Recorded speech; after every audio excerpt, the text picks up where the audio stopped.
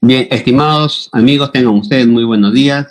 El día de hoy, en esta conferencia virtual, vamos a tratar un tema bastante actual, toda vez que el día de ayer se ha publicado en el Diario Oficial Peruano el Decreto Supremo 011-2020-TR, que es el reglamento del Decreto de Urgencia 038-2020, que entre otros regula la suspensión perfecta de labores y otras medidas que los empleadores deban adoptar a efectos de viabilizar el trabajo en las actuales condiciones del COVID-19. Para esta conferencia contamos con la participación de un distinguido profesional especialista en materia laboral y socio del Estudio Muñiz, el doctor César Puntriano, a quien le damos la bienvenida y lo dejamos en uso de la palabra. Doctor César, bienvenidos al Colegio Contable Público de la Libertad. Muchas gracias Rubén, para mí un honor poder participar en esta conferencia. Un saludo cordial a todos los señores contadores del Colegio de Abogados de la Libertad, perdón, del Colegio de Contadores de la Libertad y a todos los que nos están mirando. Bien, César, muchas gracias. Vamos a conversar sobre la base del Decreto Supremo y las precisiones que ha hecho el Decreto de Urgencia. Entonces, lo primero que estuve revisando es el tema del ámbito de aplicación.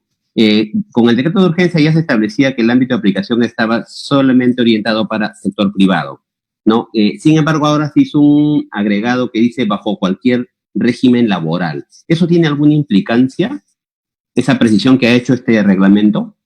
Eso es una muy buena observación, Rubén.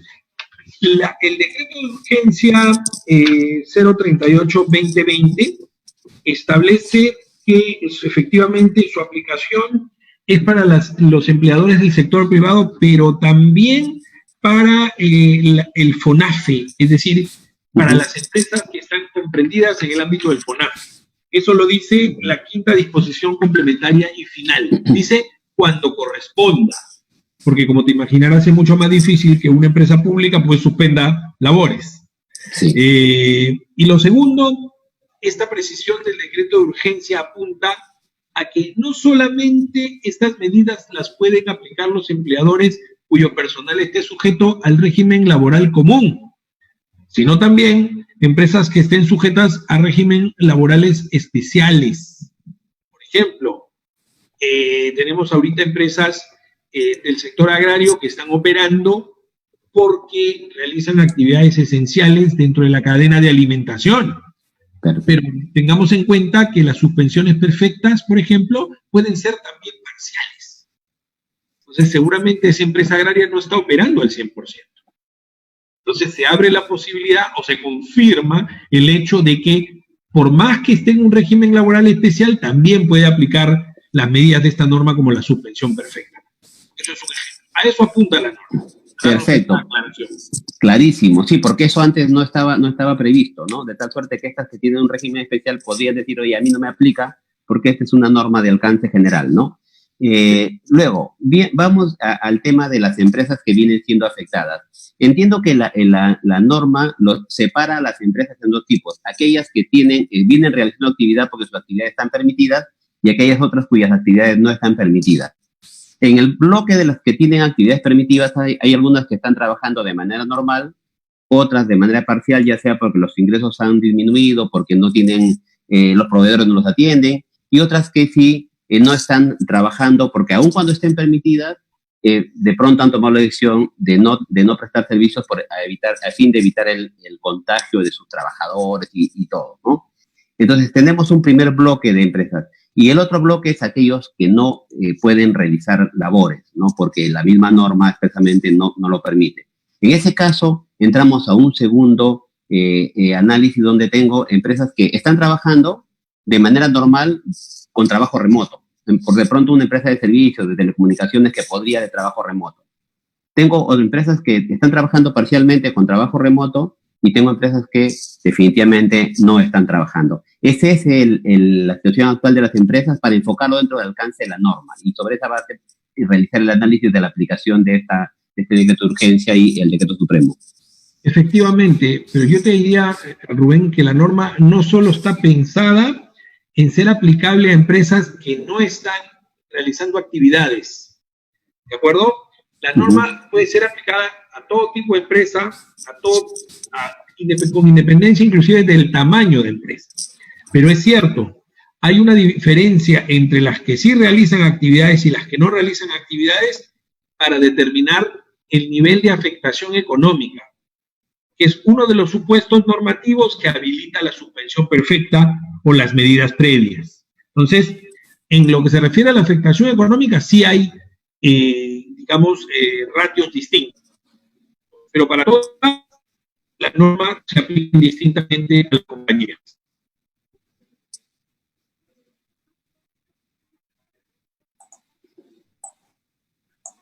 Lucio.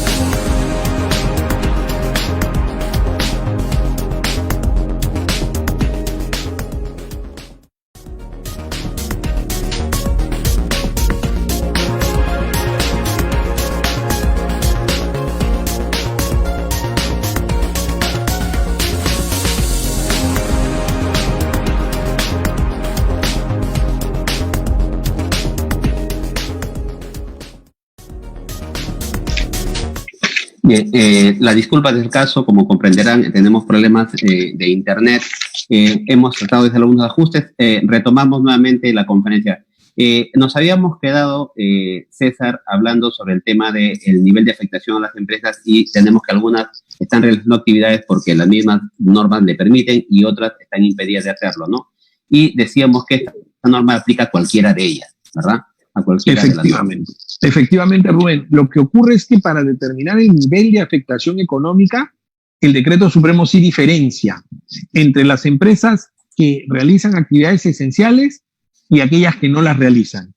Y es más exigente en cuanto a los porcentajes con las que sí realizan actividades esenciales. Ahí sí hay una diferencia clara. Sí, bueno, luego entrando ya a la implementación de las medidas, ¿no? Que en este caso es modalidad por trabajo remoto o aplicación de licencia con goce de haber, son los dos supuestos que había establecido el decreto de urgencia. Lo que ha hecho este decreto supremo es hacer algunas precisiones, ¿no? Y dice, por ejemplo, la primera es el supuesto de imposibilidad de implementar el trabajo remoto o licencia con goce de haber por la naturaleza de las operaciones. Ese es el primer supuesto. Y dentro de ellos, entonces, tenemos imposibilidad de implementar trabajo remoto por naturaleza, ¿no?, de las actividades. Ese es el primer supuesto. Ahí quienes están comprendidos. Mira, pensemos, por ejemplo, en una empresa que digamos, se dedica al retail, que se dedica a la venta en una tienda. Entonces, en ese caso, los trabajadores laboran en la tienda misma. Remotamente no laboran, los vendedores atienden presencialmente a los clientes. Entonces, en ese caso, es imposible que ellos puedan realizar trabajo remoto. Ese sería un ejemplo. U otro ejemplo, por ejemplo, imagínate una empresa que realiza algún tipo de mantenimiento. Hay mantenimientos correctivos que se hacen en algunas empresas, ¿no? Imagínate tú, un mantenimiento de lo que son instalaciones. Pensemos, por ejemplo, cafetería, servicio de mantenimiento de cortinas, de alfombras, conexiones eléctricas. Entonces, si los clientes no operan porque no están catalogados como actividades esenciales, esas empresas de servicios tampoco vienen operando. ¿Y acaso a esos operarios que normalmente trabajan en las instalaciones de los clientes, arreglando los desperfectos, les vas a, decir que trabajen de manera remota? Eso es imposible. Entonces, ese es un caso en el cual, por el tipo de labores, es inviable el trabajo remoto. El trabajo remoto, perfecto. El segundo supuesto es imposibilidad de aplicar la licencia con goce por la naturaleza de las actividades. Ese es siento que aun cuando no me ha hecho una precisión, lo veo un tanto gaseoso, etéreo. ¿Quiénes podrían estar en este segundo supuesto? Mira, por ejemplo, gente que luego de que se levante la cuarentena no va a tener cómo recuperar o devolverle al empleador esas horas sin pago que le ha venido, esas horas durante las cuales no ha trabajado y le han pagado, o sea, esas licencias con goce. Por ejemplo, hay sectores productivos que tienen a sus trabajadores en una jornada de trabajo atípica, ¿de acuerdo? O gente que trabaja en turnos también, que ahorita no están operando.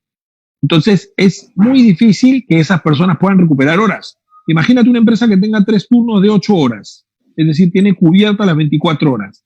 ¿Y cómo se va a hacer para que esos trabajadores que están de licencia con goce y que trabajan en turnos puedan recuperar? Si al finalizar su turno ingresa otro turno y luego otro turno, ¿dónde los acomodas para que recuperen? Entonces, decirle a la empresa, te van a devolver las horas, es falso. Por eso es que en ese caso es inviable la licencia con goce de haberes, por la naturaleza de las labores. César, ¿y qué pasa, por ejemplo, si una persona o una empresa, una entidad, sí tiene forma de compensar, ¿no? Pero como son 2 meses, 3 meses el tiempo que dure esto, el tema de compensar esto nos llevaría 4 o 5 años. ¿Aplica ahí eso o no? ¿O no estaría comprendida? Mira, lo que va a pasar ahí es que la autoridad probablemente a esa empresa que sí tenga cómo compensar le va a decir que va a tener que darle la licencia y que más bien para poder acogerse, por ejemplo, a la suspensión perfecta, tendría esa empresa que demostrar una afectación económica utilizando los ratios que están en el decreto supremo.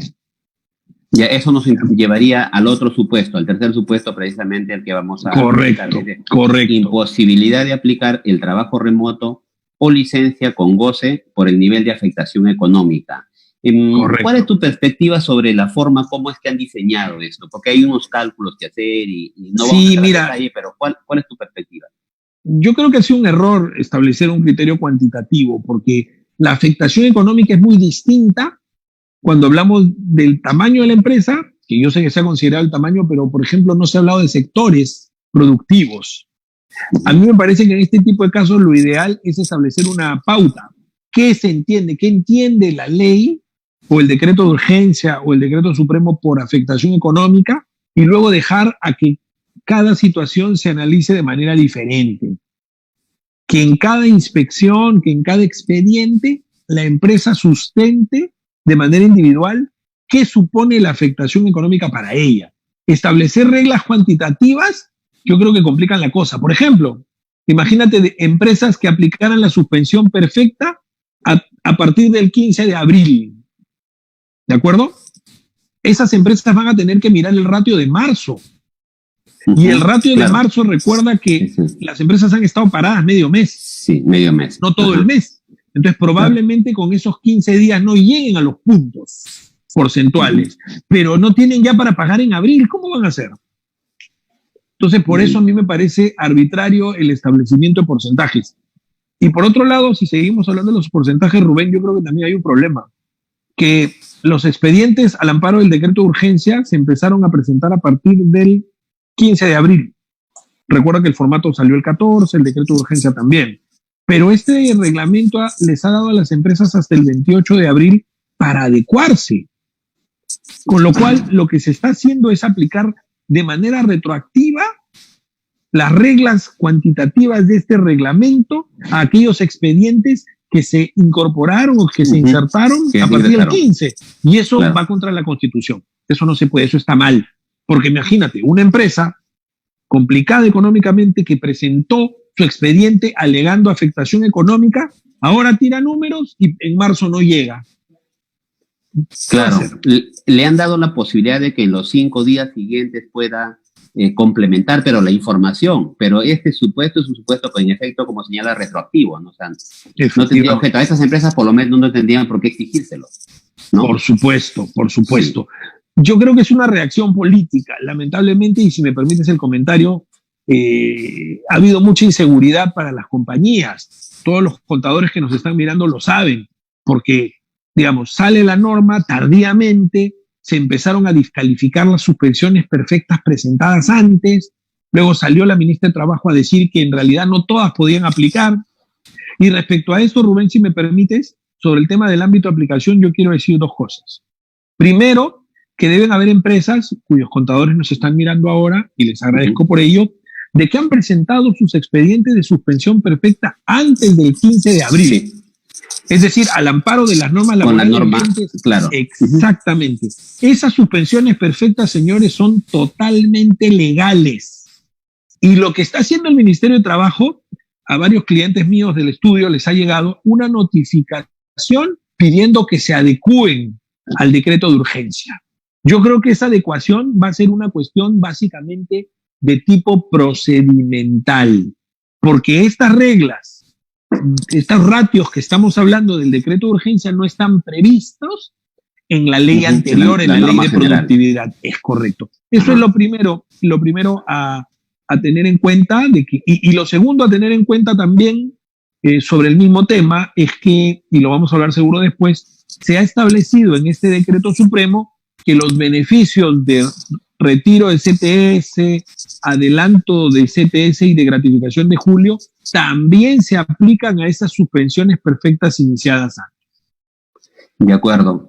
Lo que sucede es que esta norma, si bien es una norma especial que aplicaría para este tiempo en que estamos en la pandemia, tampoco excluye a la norma general. No dice suspenda su aplicación o lo ha dejado suspendido en el tiempo. No hay nada de eso. O sea, paralelamente podrían estar trabajándose o aplicándose cualquiera de las 2 normas, como bien lo señalas, ¿no? Pues no hay esa limitación. Efectivamente. Es más, recordemos que este decreto de urgencia o la medida de la suspensión perfecta al amparo del decreto de urgencia rige hasta el 9 de julio del 2020. ¿Y qué pasa si la empresa sigue golpeada luego del 9 de julio? Pues podrá acceder a la suspensión perfecta de la norma del régimen general, claro. Efectivamente. Lo que sí queda claro es que, y la norma lo dice, es que las empresas o entidades que no tuvieron ventas en el mes anterior, ellas sí podrían aplicar en este caso, ¿no? Que las que no tienen ventas en el mes anterior, ¿no? Que sería abril, porque yo creo que marzo, abril, algo ha vendido. Marzo han estado vendiendo. Sería abril recién, o sea, los que se cogen en mayo, ¿no? Efectivamente. Y bueno, pasamos al siguiente tema. Medidas que resulten necesarias a fin de mantener la vigencia del vínculo laboral, que es el otro supuesto. La norma dice, en primer término, adoptar las medidas alternativas que resulten necesarias a fin de mantener la vigencia del vínculo laboral y la percepción de remuneraciones, privilegiando el diálogo con las trabajadoras. ¿Qué se entiende por privilegiar el diálogo con las trabajadoras? Pasa si no me pongo de acuerdo finalmente con el trabajador. Eso es un buen punto, y aquí ha habido un cambio también, Rubén. Y lo voy a explicar, a ver, un poco para que nos entendamos bien todos. En la suspensión perfecta es como decir el siguiente peldaño, ¿de acuerdo? El primer peldaño es este, las medidas previas, las medidas que el empleador puede aplicar para mantener el vínculo laboral y el pago de las remuneraciones. Ojo, acá la norma dice que el empleador podrá aplicar estas medidas en los casos que acabamos de hablar hace un momento. Si es que no puede implementar el trabajo remoto o la licencia con goce de haber por la naturaleza de sus actividades o por la afectación económica. Entonces, en ese escenario, antes de saltar a la suspensión perfecta, primero hay que implementar las medidas. Ojo, puede que no se pueda también, puede que no sea posible. Nadie le va a poner una pistola en la cabeza al empresario para que las implemente, pero debe tratar. Y para tratar de hacerlo, primero debe dialogar con la gente. La misma norma dice aquí, en el artículo 4.2, que se debe dejar constancia de la remisión de la información y de la negociación con la gente. ¿Eso qué significa, Rubén? De que en el caso de que estemos en ese supuesto, ¿no?, de no poder implementar trabajo remoto o licencia con goce por naturaleza de actividades o por motivos económicos, hay que tocarle la puerta a los trabajadores. Señores trabajadores, necesito mandarlos de vacaciones. Señores trabajadores, vamos a bajar horario o jornada y bajar sueldo. Señores trabajadores, vamos a tomar vacaciones adelantadas. Señores trabajadores, vamos a bajar sueldos. Entonces, se les envía esta comunicación, que hoy día puede ser por conducto electrónico, y yo inclusive diría, tratemos en la medida que se pueda de hablar uno a uno con los trabajadores para sensibilizarlos de la necesidad de tomar estas medidas. Si es que no resulta, se aplicará unilateralmente, y aquí viene el cambio con el decreto de urgencia, únicamente de las que están acá en la lista, las vacaciones. Ya no se puede bajar sueldos, bajar jornada y sueldos unilateralmente. Sí se pudo entre el 15 de abril y el día 21 de abril. Había una ventanita ahí para hacerlo unilateralmente, porque el decreto de urgencia decía toma las medidas que necesites. Entonces había una ventana de tiempo, pero a partir de hoy ya no. Lo único unilateral que se puede hacer hoy día, en principio, es mandar de vacaciones a la gente. No puedes bajar sueldos, no puedes bajar jornadas y sueldos. De la lista que está acá, que dicho sea de paso, es una lista enunciativa, no es una lista cerrada. En ese contexto, César, este decreto supremo estaría excediendo aquellas disposiciones que ha previsto el decreto de urgencia. Ahí hay una afectación al principio de jerarquía normativa y legalidad. Yo creo que este decreto supremo es inconstitucional por varias cosas, por pretender aplicarse retroactivamente, por exceder, como tú bien señalas, las facultades otorgadas, o mejor dicho, las medidas que disponía el decreto de urgencia, pero lamentablemente para que esto, digamos, sea inaplicable, tendría que ocurrir lo siguiente, ¿no? Que se presente una acción popular ante el Poder Judicial para que el Poder Judicial diga que es ilegal en este punto el decreto supremo, o en segundo lugar, que el empleador, imagínate, que inicie su procedimiento y luego el Ministerio de Trabajo lo rechace, llegue a impugnar la medida del Ministerio ante el Poder Judicial y un juez laboral deje de aplicar la norma por ilegal. Así que eso es bien complicado. Ya. César, mira, yo tengo acá una lectura interpretativa de la norma en esta parte. El inciso D señala que una de las medidas es acordar con los trabajadores la reducción de la remuneración. Dicha reducción consensuada, dice. O sea, en ese punto sí tiene que haber consenso y por interpretación en contrario en los demás puntos no. Lo que pasa es que si tú ves los primeros puntos, y los podemos mirar rápidamente, el primero dice otorgar el descanso vacacional adquirido y pendiente de goce. Ahí no dice acordar, ¿verdad? Dice otorgar. Otorgar. El siguiente dice acordar adelanto de descanso vacacional. De acuerdo a la norma que salió el 2019 de las vacaciones adelantadas que te piden acuerdo. Luego dice acordar la reducción de la jornada con la reducción proporcional de la remuneración. Ojo que las empresas pueden reducir jornada unilateralmente, pero para reducir sueldo nuevamente se necesita acuerdo. Y luego dice acordar la reducción de remuneración, o sea, expresamente se ha consignado la frase acordar. Yo creo que esa es la limitación. Y también es bueno señalar que en el último literal dice adoptar otras medidas reguladas por el marco legal vigente. O sea, podrían darse algunas otras medidas. Pero en principio se ha recortado la posibilidad de rebajar sueldos y jornadas, de otorgar vacaciones adelantadas de manera unilateral. Lo único que queda unilateralmente es otorgar las vacaciones adquiridas y no gozadas, siempre y cuando estemos en este supuesto. En esa perspectiva, la norma establece un orden de prelación, o sea, primero voy a vacaciones ya vencidas, luego voy a las siguientes. ¿Debemos entender que hay una prelación ahí? No, son medidas alternativas. O sea, puedo tomar cualquiera de ellas. Exactamente. Sin haber pasado por las... Sí, y todo dependerá también de la realidad de la empresa, ¿no? Por ejemplo, si la empresa está en una afectación económica, puede ser hasta mortal pedirle que mande de vacaciones al personal, porque las vacaciones son pagadas, ¿no? Quizá en ese caso a la empresa más bien le convenga acordar una rebaja salarial o una rebaja de jornada, por ejemplo. Yo creo que las medidas se tienen que ajustar a la realidad de cada compañía. Bien. Bien. César, ¿me escuchas? Sí, aquí está. Hola, sí, bien. Te digo, en ese contexto, como el tema es acordar con el trabajador, ¿qué pasa si el trabajador no llega al acuerdo con el empleador y el empleador igual, en este caso pasa luego a suspensión perfecta? En ese caso, el trabajador puede impugnar esa decisión del empleador. ¿Qué es lo que podría hacer el trabajador si es que no se pone de acuerdo con su empleador? Ya, eso es un buen punto, Rubén. Mira, imagínate que el empleador le propone reducción de jornada y reducción de sueldo, ¿ok?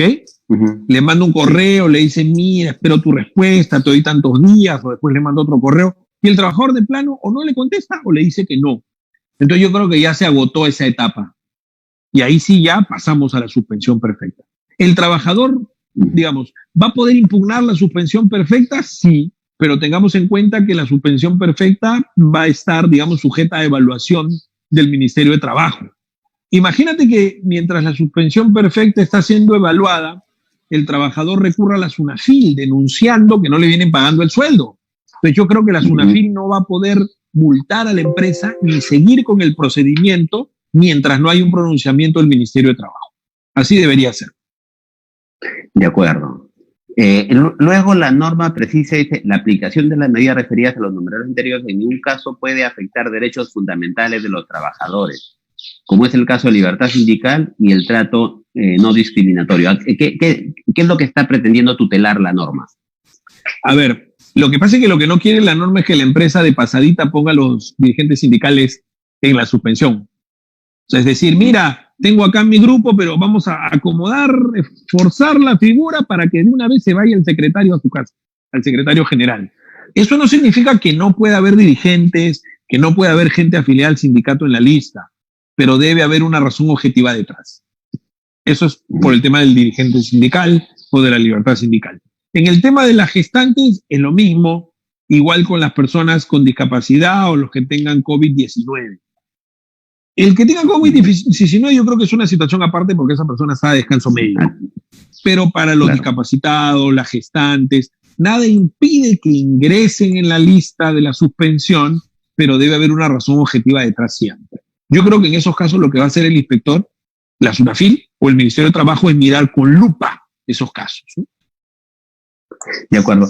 César, pasando al tema de suspensión perfecta de labores, la norma dice agotada la posibilidad de implementar las medidas alternativas, el empleador puede excepcionalmente aplicar la suspensión perfecta. ¿Qué debemos entender por excepcionalmente? O sea, aun cuando ya agoté, ¿qué implica excepcionalmente?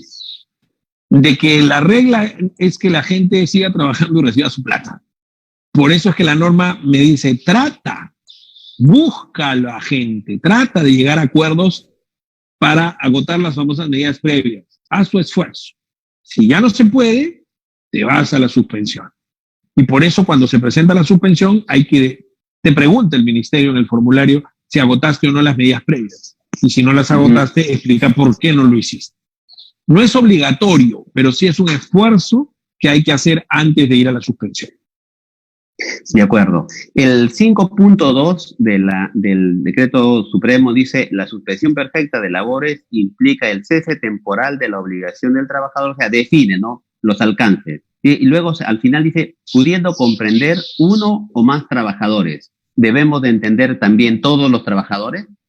Correcto, la suspensión puede ser total o parcial, efectivamente.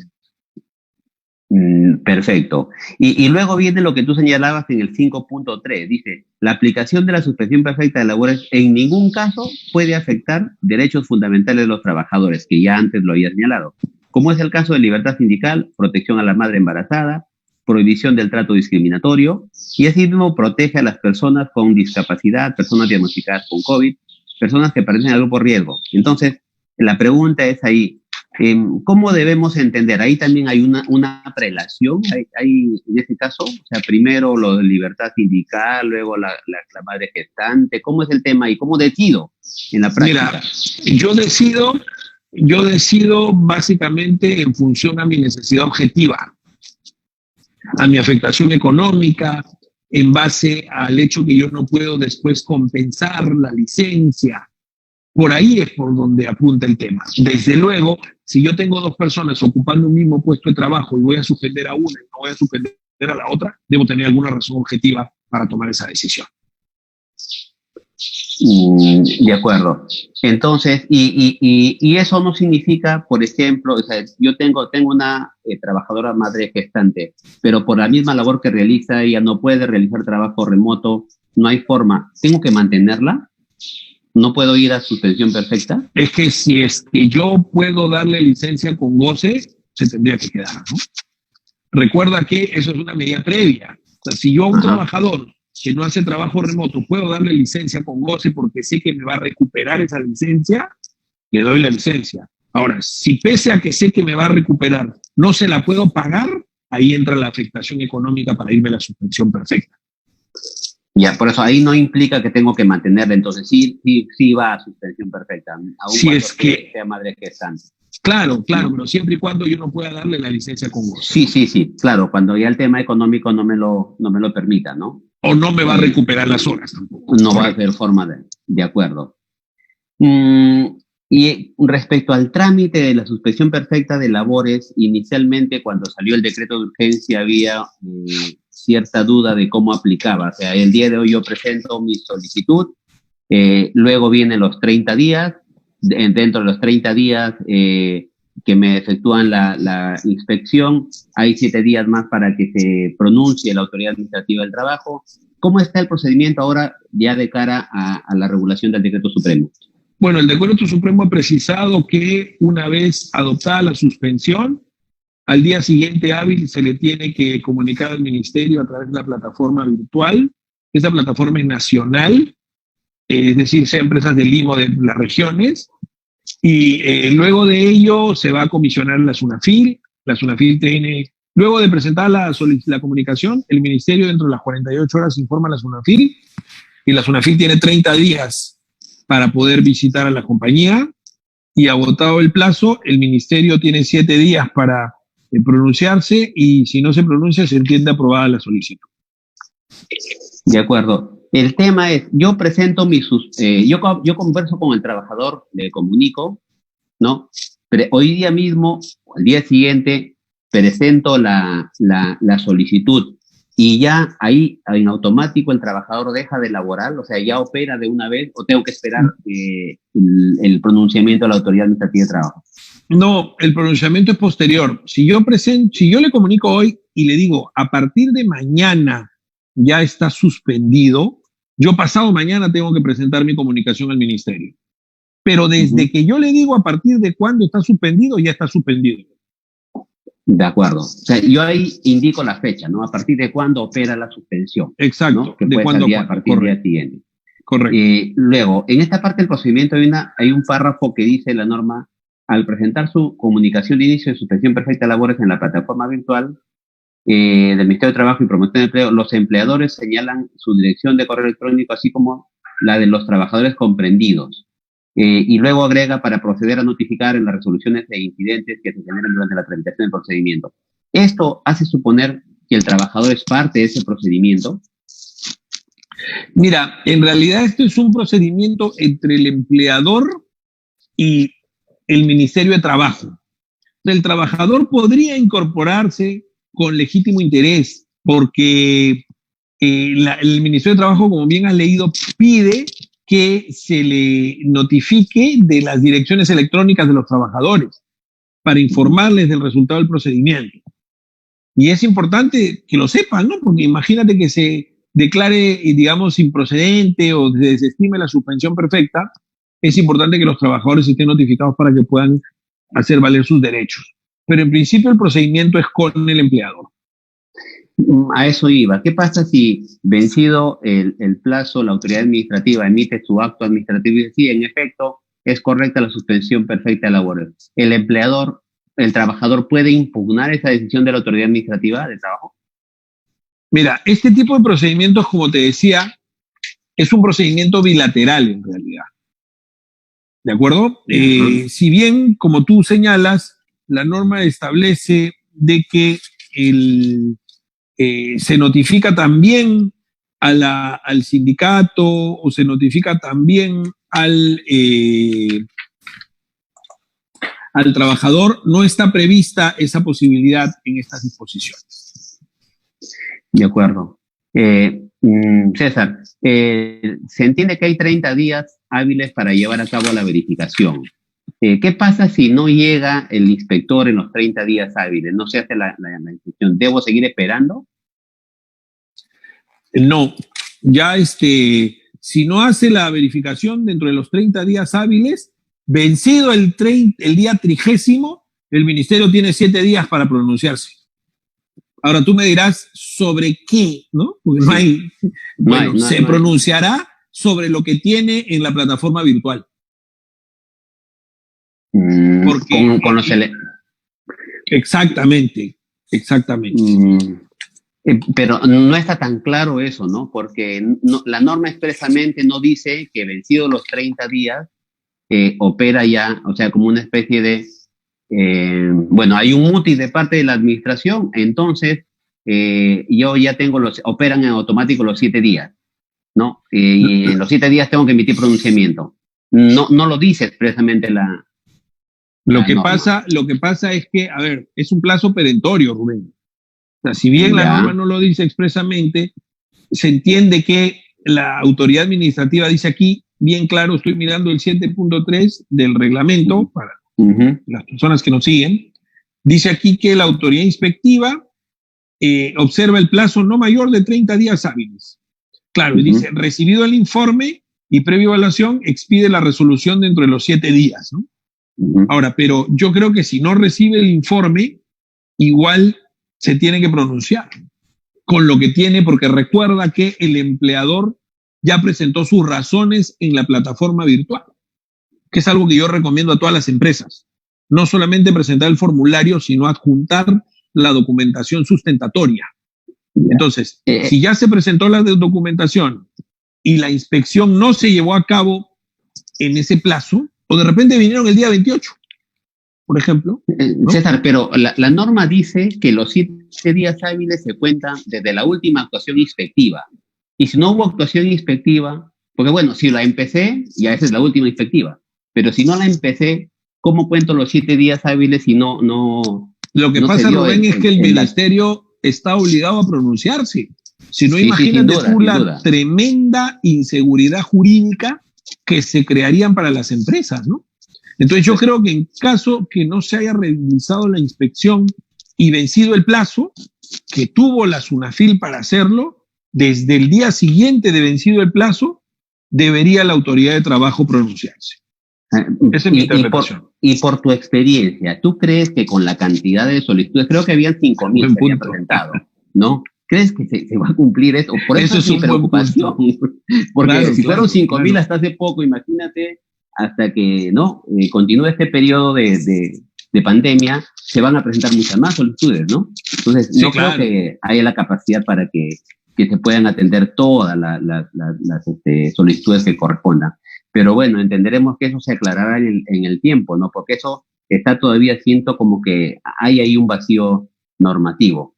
Porque después de los 7 días, claro, si bien es cierto, yo puedo decir ya muy bien, no me respondieron, operó el silencio administrativo positivo, sin embargo, la norma ha previsto este decreto de urgencia el tema de fiscalización posterior, el que regula la ley del procedimiento administrativo general. O sea, tampoco es que puedo yo estar como empleador, estar tranquilo de decir, bacán, no se pronunció, entonces yo ya doy por aceptada mi solicitud y entonces ya no pasa nada. Y es más, la norma prevé un 20% por lo menos de revisión. ¿Es eso así su perspectiva?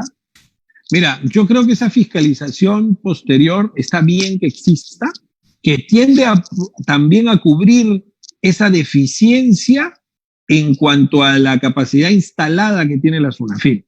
Sin embargo, yo creo que ningún empleador, yo creo que hay que partir de una premisa, de que las empresas tienen que declarar la verdad y tienen que acogerse a estas medidas cuando objetivamente las requieran. Y tienen que sustentar debidamente las comunicaciones que le presenten al Ministerio de Trabajo. Eso es un primer punto. Si es que la SUNAFIL no llega por X razones, ¿de acuerdo? Yo creo que sí se debería entender que está aprobada la solicitud. Y si en la fiscalización posterior se pide la documentación a ese 20%, como tú bien señalas, lo cual me parece correcto, pues la empresa que presentó los papeles oportunamente y con el debido sustento no debería tener ningún problema en sustentarlo. Ahora, si hay malos empleadores, lamentablemente siempre los hay en todo el mundo, ¿no? Que se aprovechan, digamos, de la falta de capacidad instalada de la SUNAFIL, presentan documentación falsa,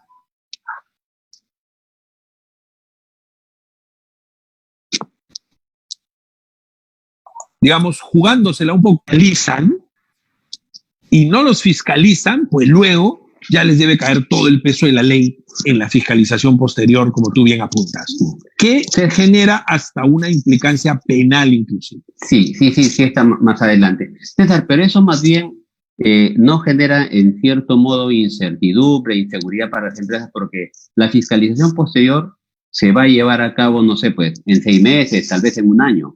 Y si es que después de un año me dicen, oye, mira, tu acogimiento a la suspensión perfecta de labores no fue correcto, tengo que asumir todos esos costos laborales, ¿no? De no haber, de haber adoptado indebidamente la suspensión. Mira, lo que la norma te dice es que si se comprueba fraude o falsedad en la declaración, se procede a declarar la nulidad, pero ojo, es un fraude o una falsedad, ¿no? No estamos hablando de que interpretan de manera distinta las cosas que yo les he presentado, ¿no? O sea, es un fraude. El fraude tiene que ser acreditado, en este caso, por la autoridad. O sea, es un acto administrativo. El acto administrativo, por la Ley de Procedimiento Administrativo General, debe estar debidamente motivado. La ley, claro. La autoridad no me va a decir en una fiscalización posterior, oye, tú interpretaste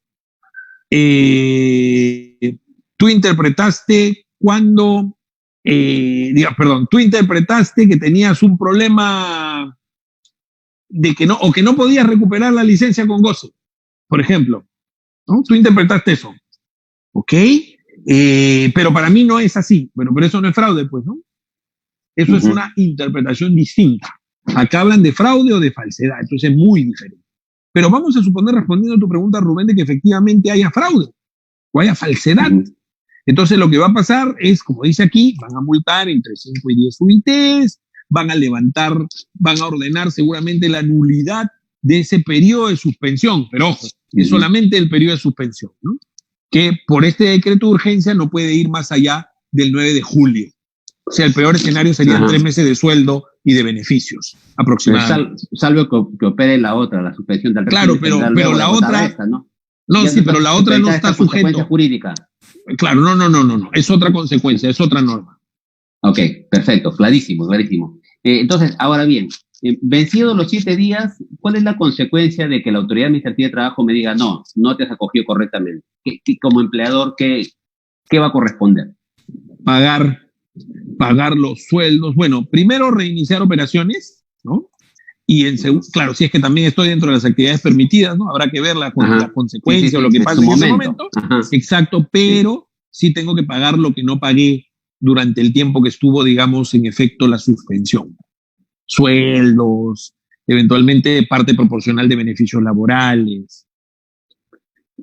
Los trabajadores nuevamente volverían a trabajar, como tú bien señalas, si es que está permitido en ese momento. Exacto. Muy bien, me notifican ese acto administrativo, esa resolución, indicándome que no corresponde la suspensión. ¿Cuáles son los efectos de la impugnación de la decisión? Porque evidentemente yo debo de agotar la vía administrativa, puedo reconsiderar, apelar, ¿no? Y luego ir a la vía judicial. El hecho de interponer algún recurso impugnatorio implica la suspensión de los efectos de la resolución, ¿o no? Por lo menos mientras yo me encuentre en la vía administrativa, sí. En la vía judicial, no. En la vía judicial necesitaría que el juez me conceda una medida cautelar para parar los efectos de esa resolución. De acuerdo. Luego, un poco a lo que tú mencionabas hace un momento, el caso de las declaraciones falsas, ¿no? ¿Cuándo estamos frente a una declaración falsa? Yo asumo de que cuando se ha pues presentado documentación falsificada, por ejemplo, o sea, datos que no son ciertos, ¿no? Básicamente, me parece que ese tema va más por la parte de la afectación económica. Yo creo que por ahí puede ir más el tema, más que por el argumento de que el trabajador no puede recuperar las horas de licencia con goce. Yo creo que más va por el tema cuantitativo, numérico. Pero ojo, si ya la SUNAFIL me fiscalizó y la SUNAFIL validó mi suspensión, yo creo que es improbable de que uno me hagan la fiscalización posterior, y si me la hacen, probablemente el tema no vaya más allá, porque ya la autoridad inspectiva ya validó lo que yo le estaba presentando, ¿no? De acuerdo. Y también la norma ha incorporado el supuesto del fraude a la ley, ¿no? Hace referencia al fraude a la ley como uno de los efectos. ¿Cuál es el alcance de este fraude a la ley, que es una figura del derecho civil, ¿no? Bueno, que también se aplica en el ámbito tributario. Sí, bueno, mira, a ver, el fraude a la ley supone que en la empresa trata de beneficiarse irregularmente con, en este caso, con la suspensión perfecta. Por ejemplo, que la empresa, sin falsificar documentos, ¿ya? Dé información inexacta sobre sus operaciones, por ejemplo, alegando que algunos trabajadores no pudieran, por ejemplo, recuperar la licencia o no pueden realizar trabajo remoto, cuando en realidad sí lo pueden hacer. Yo no estoy mintiendo, pero estoy acomodando la realidad. Yo creo que eso es. Ahora, también es cierto que es un concepto bastante genérico. Sí, totalmente. Y habrá que ver un poco qué es lo que nos dice la autoridad. Y yo creo que ahí es bien importante y de manera complementaria a lo que estoy diciendo, en lo que consiste la carga probatoria. Porque aquí la autoridad no puede presumir que hay fraude, tendría que sustentar su decisión, ¿no? Porque, ojo, yo creo que esta decisión también es impugnable, porque todo acto administrativo es impugnable, sí, y hasta recurrible judicialmente, ¿no? Ya, ¿y cuál es la consecuencia de la declaración falso o fraude a la ley? Pues la norma habla de sanciones previstas en el ordenamiento vigente. Mira, aquí la norma te dice de que se impone una multa, ¿no? Entre 5 y 10 UITs, y se comunica al Ministerio Público para que interponga la acción penal correspondiente. Yo creo que por ahí va el tema, y como tú bien señalabas, el pago de los beneficios laborales, ¿no? En un plazo no mayor de 48 horas. O sea, una cosa es que me denieguen el acogimiento, ¿no? O la suspensión perfecta, porque de pronto no vulneré el tema de la libertad sindical. Eso no me lleva al fraude, ¿verdad? Es correcto, es correcto. No. En ese caso solamente la consecuencia jurídica sería pago lo que corresponde y se acabó. Pero si yo presenté información falsa, actué en fraude a la ley, ahí la situación cambia, porque además de reponer al trabajador o pagarle al trabajador, tengo la sanción administrativa y tengo el inicio de acciones penales. Es correcto. Y ahí la pregunta es si ahí habría afectación en el ámbito administrativo y en el ámbito penal. Ahí el principio del non bis in idem te podría estar lesionando.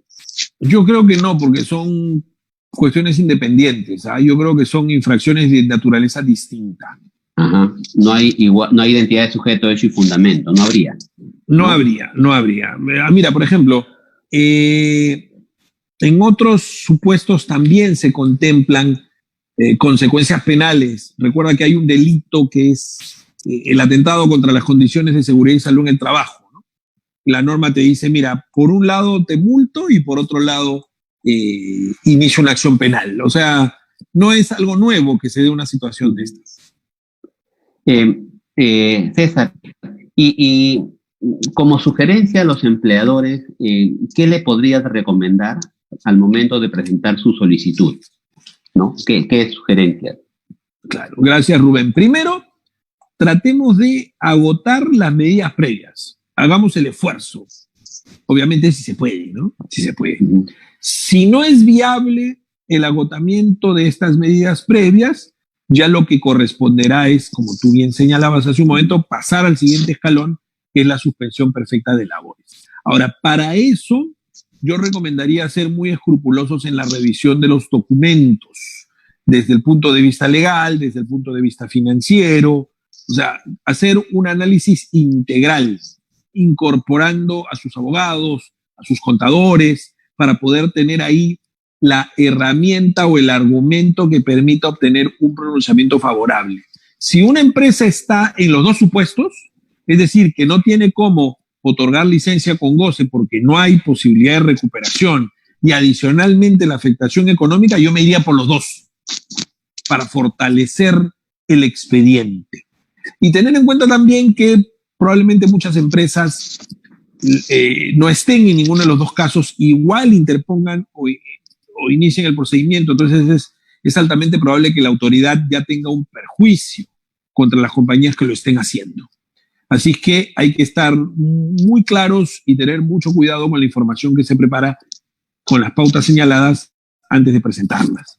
Y si en el camino surge alguna otra situación, perdóname Rubén, que permita fortalecer el expediente, hay que presentar los escritos. Todo suma. Todo lo que abone a favor de la causa invocada en el expediente suma. De acuerdo. Y esta parte de la norma que dice que tiene los 5 días para poder complementar la información, ¿debería aplicarse en el sentido de que la norma está actuando de manera retroactiva? Sí, aunque la norma habla de errores materiales, ¿no? Sí, claro. O sea, cuestiones formales. Más que me olvidé de presentar el papel, sino cuestiones formales. Definitivamente, a eso se refiere. Bien. No quiero cerrar la conferencia sin preguntarte sobre la declaración de la ministra en relación a que si te acoges a Reactiva Perú ya no puedes hacer uso de suspensión perfecta y demás. Eso, ¿cuál es tu opinión? Gracias por la pregunta. Es una muy buena pregunta que ha generado bastante inquietud en todas las personas, ¿no? A ver, desde el punto de vista legal, esa declaración no tiene asidero jurídico, porque ni las normas de la suspensión perfecta, las que tú has analizado muy bien, ni las normas que regulan el programa Reactiva Perú, ni el subsidio del 35% son excluyentes. Ese es un punto. En segundo lugar, el decreto supremo dice que entre los documentos que la SUNAFIL va a revisar, dice aquí bien claro, va a revisar información del empleador sobre el acceso y destino de los subsidios de origen público otorgados en el marco de la emergencia sanitaria. Hablando del subsidio del 35%, ¿no? Con lo cual no lo está excluyendo. En tercer lugar, el propósito del subsidio no es pagar la totalidad de la planilla porque no es del 100%. El propósito del programa Reactiva Perú es pagar capital de corto plazo, deudas de corto plazo, ¿no? Entonces, digamos, no estamos hablando de que voy a hacer mi préstamo para pagar planilla exclusivamente. Puedo tener otros proveedores importantes esperando pago que deba yo financiar o créditos para que no se me caiga el negocio, porque la suspensión perfecta digamos que tiene por objeto preservar el empleo de la gente. Y en tercer lugar, te cuento que ayer escuché en la radio a un vocero del Ministerio de Trabajo, al señor Renato Zarzo, a quien conozco, que es un profesional, digamos, un abogado respetable, y le preguntaron lo mismo, y él dijo que no eran excluyentes. Así que yo creo que ya se han dado cuenta que el comentario no era, digamos, jurídicamente sólido y ya están tirándose para atrás. Así que me parece oportuno que lo hagan. Y César, y en términos generales, ya para finalizar, este decreto supremo ha establecido más candados, ha establecido más limitaciones para el acogimiento a la suspensión perfecta. ¿Cuál es el escenario? Una empresa que con todos estos candados que de pronto la norma habría considerado, ¿cuál es su escenario? ¿Ir a la quiebra, ir a la liquidación? ¿Cuál es el escenario de este último? A ver, nadie quiere que las empresas quiebren. De hecho, hay muchas que han quebrado y otras que seguirán quebrando, lamentablemente. Entonces, el dispositivo busca preservar el empleo, darles digamos, un salvavidas. Pero yo siento que el decreto de urgencia era bastante flexible, desde mi punto de vista, adecuadamente flexible, desde luego sin permitir abusos, y más bien lo que ha hecho el decreto supremo es que ha puesto límites, ha puesto filtros. El ratio cuantitativo, por ejemplo, el hecho de pretenderse aplicar retroactivamente. Yo creo que el decreto supremo le está haciendo un flaco favor a la flexibilidad que, muy necesaria en este momento, introdujo el decreto de urgencia. En el fondo parecería que el decreto supremo está recogiendo lo que ya adelantó el sector trabajo en la prensa, ¿no? Entonces, no me gusta mucho la norma desde el punto de vista técnico, honestamente, Rubén, pero yo creo que todavía se puede aplicar.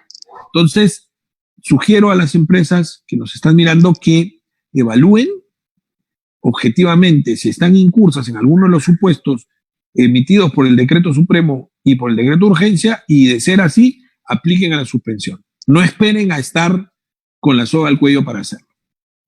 Muy bien, César, muchas gracias, muy claro, de verdad que interesante tu punto de vista, y esperamos tenerte en alguna otra oportunidad. Muchas gracias a nombre del Consejo Directivo del Colegio de Contadores Públicos de la Libertad por tu presentación el día de hoy. Muchas gracias, Rubén, por la gentil invitación. Nuevamente me he sentido honrado de poder intercambiar ideas contigo, con los señores contadores del Colegio de Contadores Públicos de la Libertad. Muchísimas gracias y encantado. Hasta una próxima oportunidad. Hasta luego, César. Gracias. No.